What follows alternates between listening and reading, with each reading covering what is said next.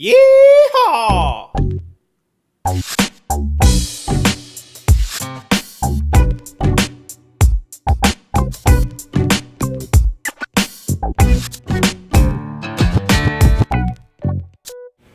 Howdy, it's Jonas Lamis. Welcome back. My guest today is Joel Greenberg. So Joel is a friend of mine, and he is the director of a new organization here in Austin called Pecan Commons. That's right, Pecan Commons. So tell us, what is Pecan Commons, Joel? Pecan Commons is an organization that promotes and supports entrepreneurs in the energy field. Cool. And where did this idea come from? Why now? Yeah. Here in Austin, there's a project that has been kind of nurtured by the Environmental Defense Fund and the City of Austin and others called the Pecan Street Project. They have currently received about $10 million of funding from the stimulus package to essentially create a smart grid laboratory here in Austin, a real working grid where people can come in and plug things into the grid and see how they work, as a means for creating the smart grid, one small step towards the smart grid, and also as a way to maybe help us diversify our energy usage and possibly fuels. Right. And as a result, former City Councilman Brewster McCracken became the executive director. And as he promoted this idea over the past year or so, a couple of ideas he talked about have now seen the light. One is he wants to create an open source software to run the smart grid with open protocol, so that any other municipality can take what we learn and implement it in their area.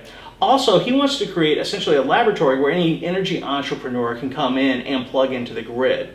The Pecan Commons kind of started with that idea that we could be the people to help promote that, but we see that more as a starting point.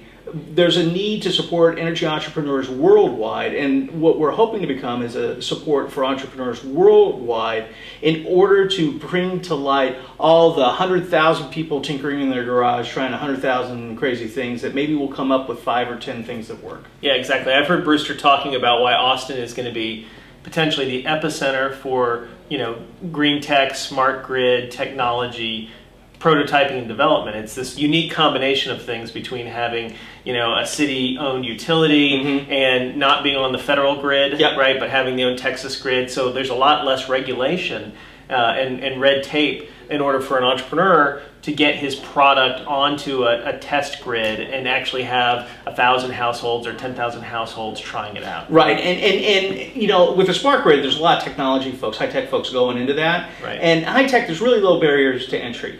You just need brains and money for an API, and you can create a great product with people. Right. When it comes to energy, the grid is highly regulated. It's a huge barrier to entry, and the national level, it's more regulated than here in Texas because we are independent, and in fact, we're pretty much physically independent. So all the rolling blackouts that we heard a couple of years ago, they wouldn't roll into Texas because we're physically separate from the rest of the United States. That's right. Right. So, you have a call to action today. What's the first kind of event for our entrepreneur audience out there? What should they be aware of? So February 2nd at 8:30 a.m. here at Tech Ranch, we're having a discussion on how entrepreneurs can participate in the Pecan Street Project.